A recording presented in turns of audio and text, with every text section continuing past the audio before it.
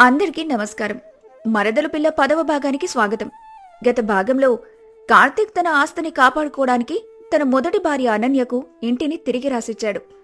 అక్కా చెల్లెళ్లు తమ ఇంటిని దక్కించుకొని కార్తీక్ మీద పగ తీర్చుకోవడానికి కాకుండా అతన్ని విధికి వదిలేయాలని నిర్ణయించుకున్నారు.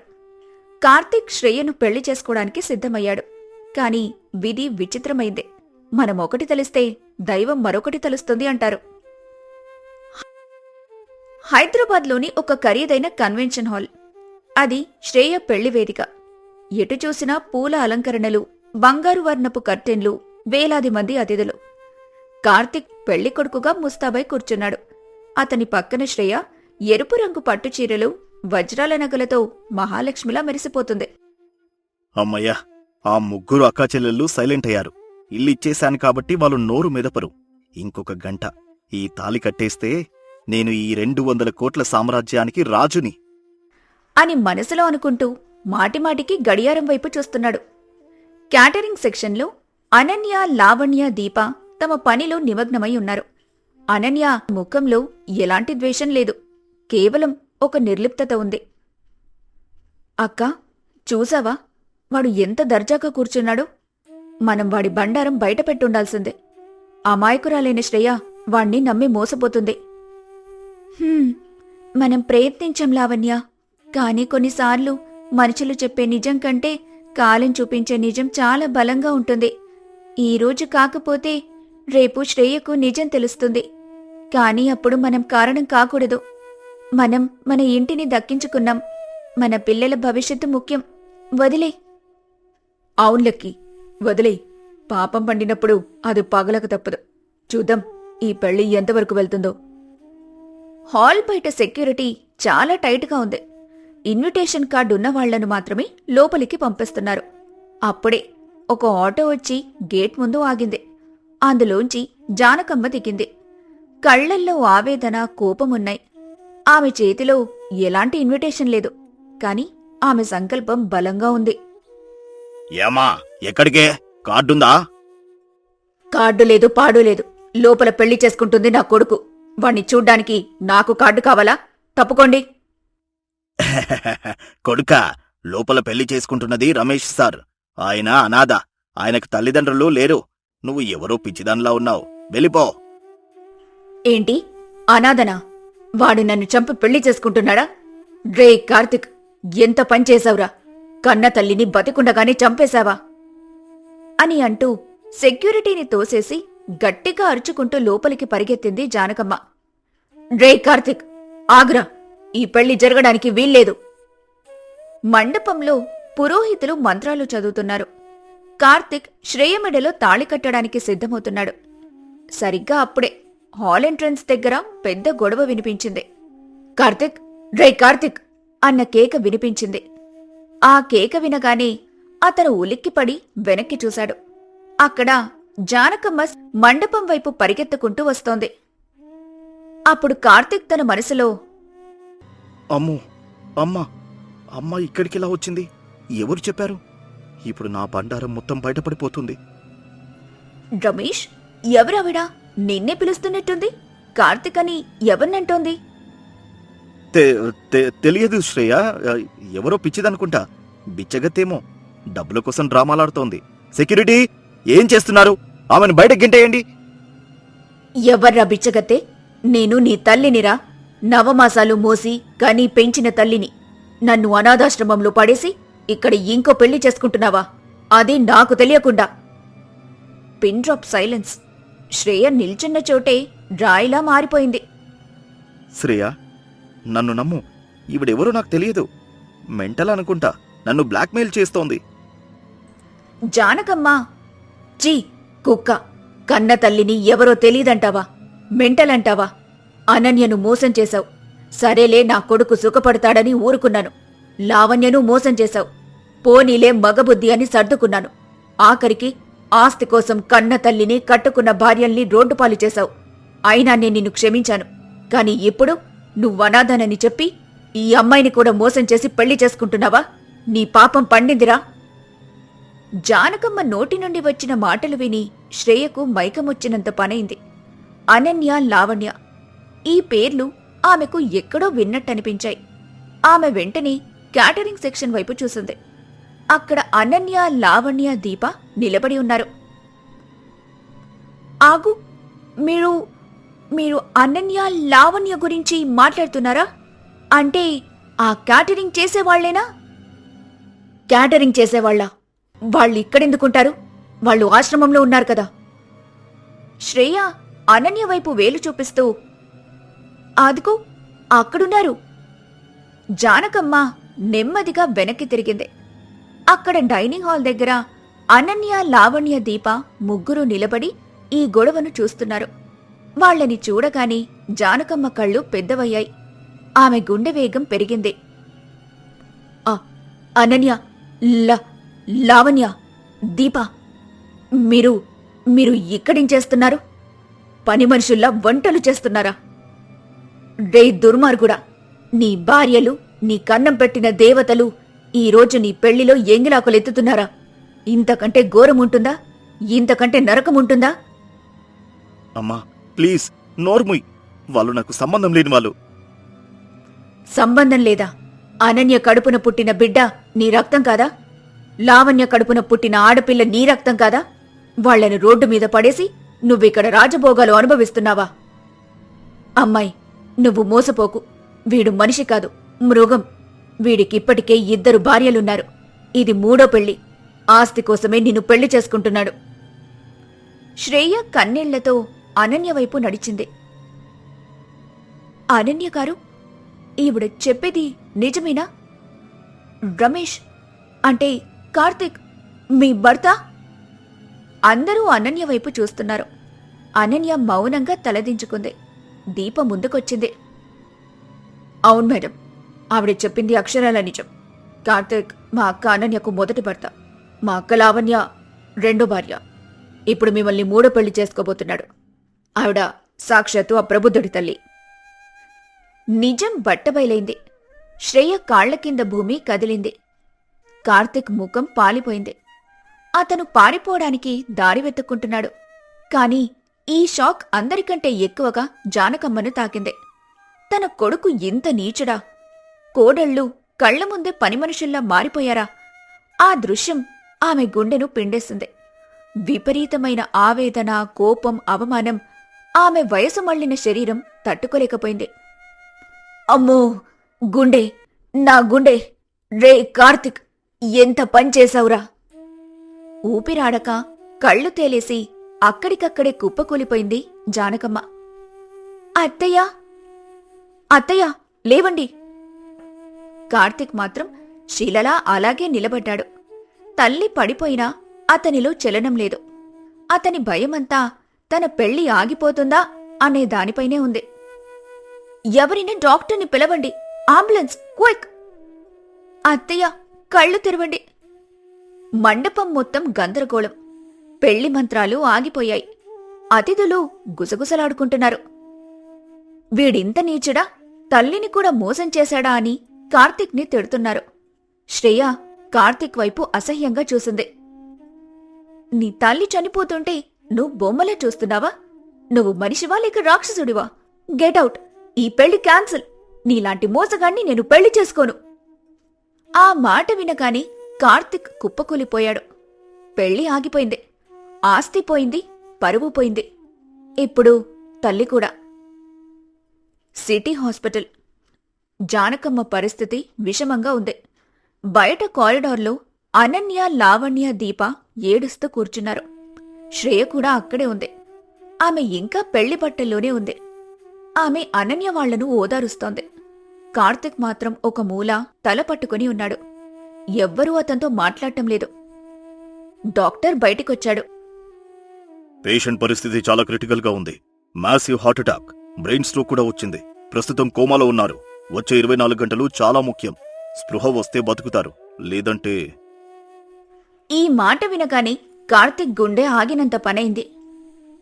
విన్నావా? నీ పాపమే ఆమెను బలి తీసుకుంటోంది. ఆమెకు ఏమైనా జరిగితే నిన్ను వదిలిపెట్టను. పోలీసులకు కంప్లైంట్ ఇస్తాను. గృహహింస, చీటింగ్, మర్డర్ అటెంప్ట్ కింద నిన్ను జైలుకు పంపిస్తాను. శ్రేయ, ప్లీజ్ నన్ను క్షమించు. అమ్మ బతకాలి. అమ్మ బతికితే చాలు. నేను ఏ శిక్షకైనా సిద్ధమే. ఇప్పుడు ఏడిస్తే ఏం లాభం కార్తిక్? అప్పుడు తల్లిని అనాథల వదిలేసినప్పుడు ఈ ప్రేమ ఏమైంది? ఇప్పుడు ఆస్తి పోయిందనా లేక జైలుకు వెళ్తావనా? నీది ప్రేమ కాదు, భయం. రాత్రి 2 గంటలు. హఠాత్తుగా హాస్పిటల్ కారిడార్ చివర నుండి ఒక కొత్త వ్యక్తి నడుచుకుంటూ వస్తున్నాడు. అతను చాలా హుందాగా ఉన్నాడు. మిస్టర్ కార్తిక్! ఎవరు మీరు? నా పేరు విక్రమ్. నేను శ్రేయ గారికి లీగల్ అడ్వైజర్ని మాత్రమే కాదు, ఆమె చిన్ననాటి స్నేహితుడిని. శ్రేయ నాకు అన్నీ చెప్పింది. నువ్వు చేసిన ఫ్రాడ్ గురించి మాకు ముందే అనుమానం ఉంది. అందుకే నేను నిన్ను ట్రాక్ చేస్తున్నాను. కానీ ఇప్పుడు విషయం అది కాదు. నీ తల్లి జానకమ్మ గారు ఈ మధ్యనే నా దగ్గరికి వచ్చారు. ఆమె ఒక వీలునామా రాయించారు. వీలునామానా?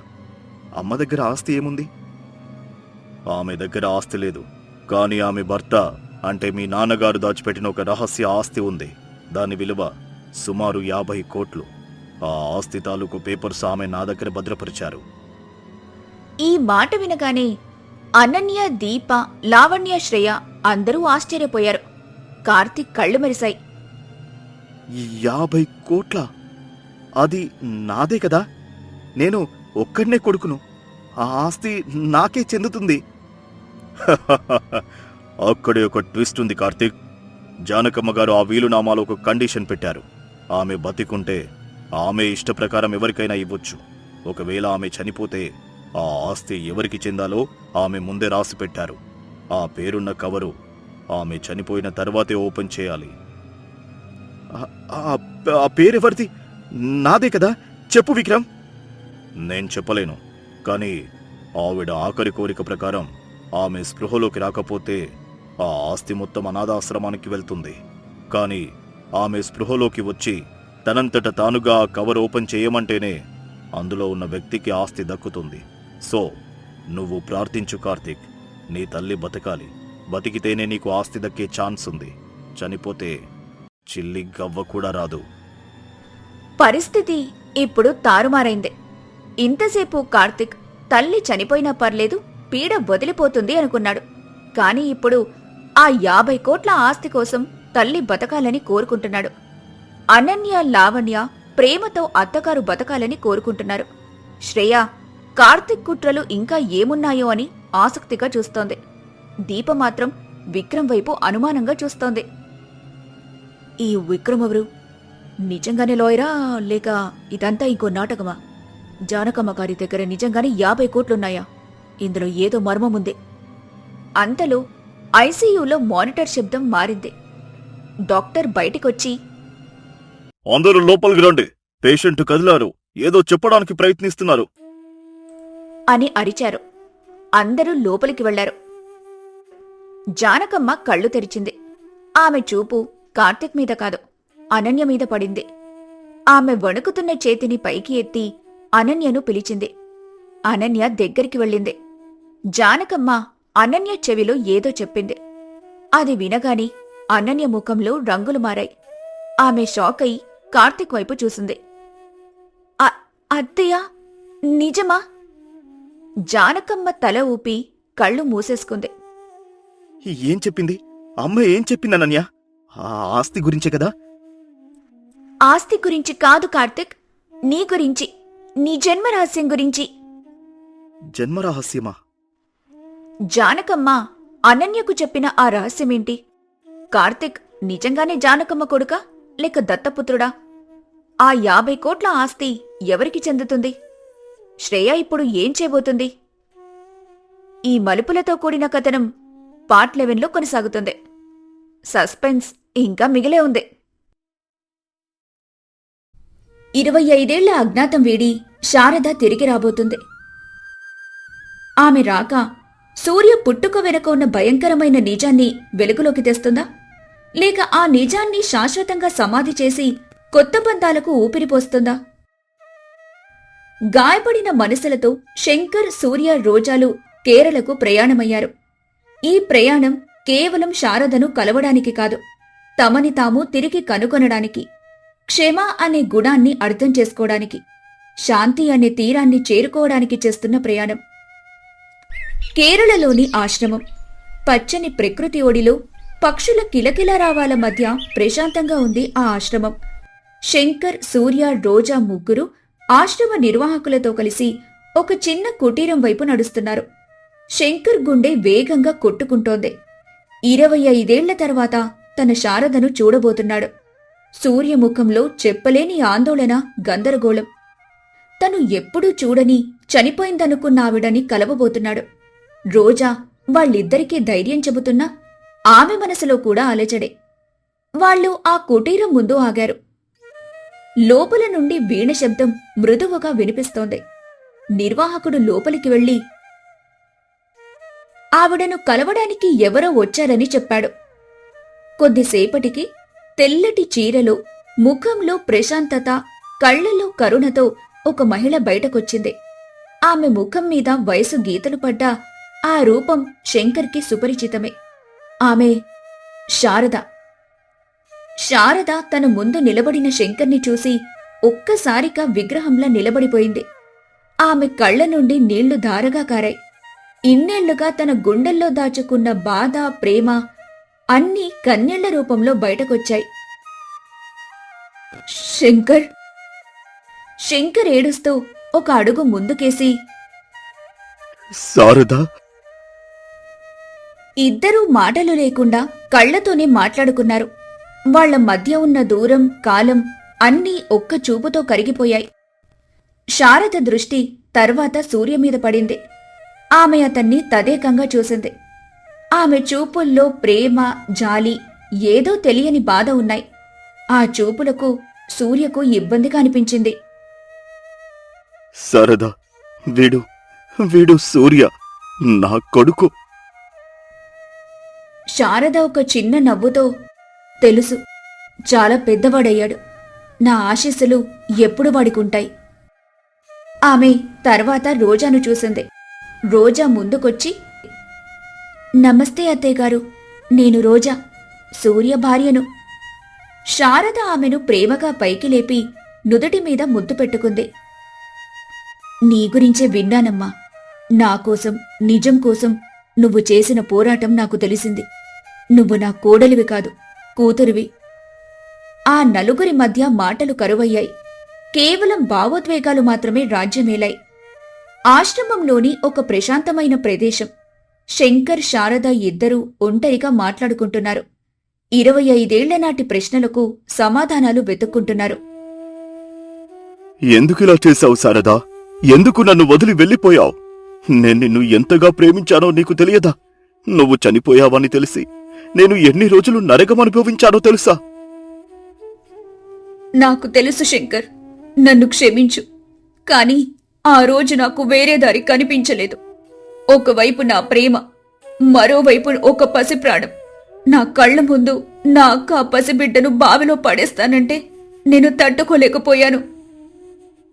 కాని నువ్వు వెళ్ళిపోయిన తర్వాత ఆ బిడ్డను అంచనే పెంచింది కదా, నువ్వు నీతో పాటు తీసుకువెళ్ళలేదా?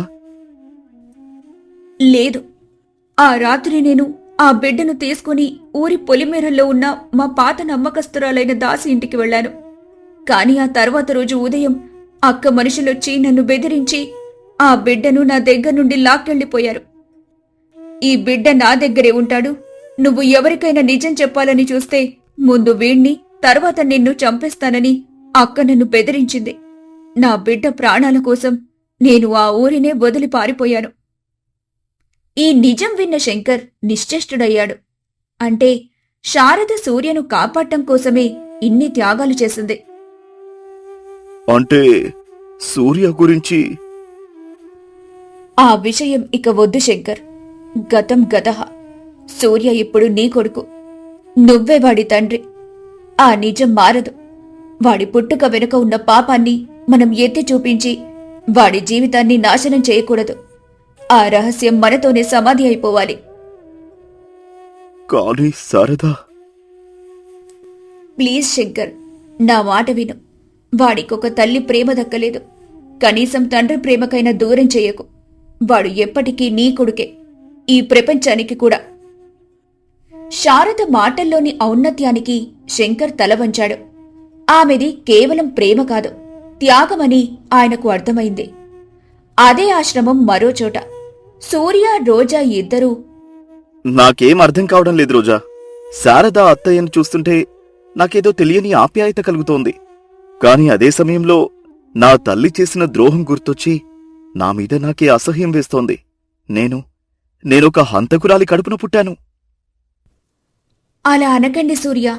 పుట్టుక మన చేతుల్లో ఉండదు, కాని మనం ఎలా బతకాలనేది మన చేతుల్లోనే ఉంటుంది. మీ తల్లి చేసిన పాపాలకు మీరు బాధ్యులు ఎప్పటికీ కారు. కాని ఆ పాపం నుండి పుట్టినవాడినే నేను. నాన్నగారు నన్ను చూసినప్పుడల్లా ఆయనకు అమ్మ చేసిన ద్రోహం గుర్తుకు వస్తుందేమో. ఆయన నన్ను మునుపటిలా ప్రేమించగలరా? మావయ్య గారికి మీరంటే చాలా ప్రేమండి. ఆయనకు మీరే లోకం. శారదత్తయ్య వచ్చినా ఆయన ప్రేమలో ఏ మార్పు రాదు. మీరు ఆయన కొడుకు, అంతే. అప్పుడే శారద అక్కడికొచ్చింది. ఇక్కడేం చేస్తున్నావు కన్నా? కన్నా అని ఆమె పిలిచిన పిలుపుకు సూర్య కళ్లల్లో నీళ్లు తిరిగాయి. తన తల్లి తనను ఎప్పుడూ అలా పిలవలేదు. గతాన్ని తలుచుకుని బాధపడకు. నీ తప్పేమీ లేదు. నీలాంటి మంచి కొడుకును కన్నందుకు నీ తల్లి గర్వపడాలి. కాని ఆమె ఆ అదృష్టాన్ని దూరం చేసుకుంది. నువ్వు ఎప్పుడూ తలదించుకుని బతకూడదు. తల ఎత్తుకొని బతకాలి. ఎందుకంటే నువ్వు శంకర్ గారి కొడుకువి. ఆయన పెంపకం అలాంటిది. పిన్ని, నన్ను పిన్ని అని పిలవకు, అమ్మ అని పిలువు. నీకు ఇన్నాళ్లు దొరకని తల్లి ప్రేమను నేనిస్తాను. సూర్య ఆపుకోలేకపోయాడు.